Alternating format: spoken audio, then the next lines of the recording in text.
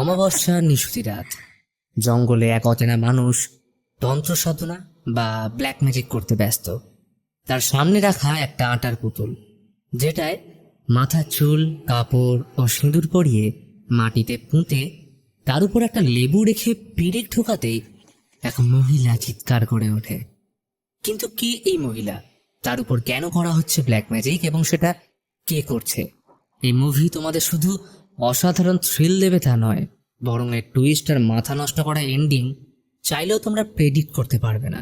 মুভির শুরুতে দেখানো হয় সাউথ ইন্ডিয়ার তেলেঙ্গানা রাজ্যের এক অর্ধ গ্রাম, যেখানে পরিশুদ্ধ খাবার জল 3 টাকা দিয়ে কিনতে হয়।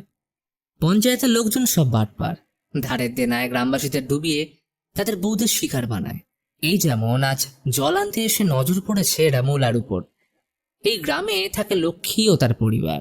স্বামী কোমেরি অটো চালিয়ে সংসার চালায়, একদম সাদামাটা মানুষ। ঝগড়া করতে বা উঁচু গলায় কথা বলতে পর্যন্ত শেখেনি, নেশা তো দূরের কথা।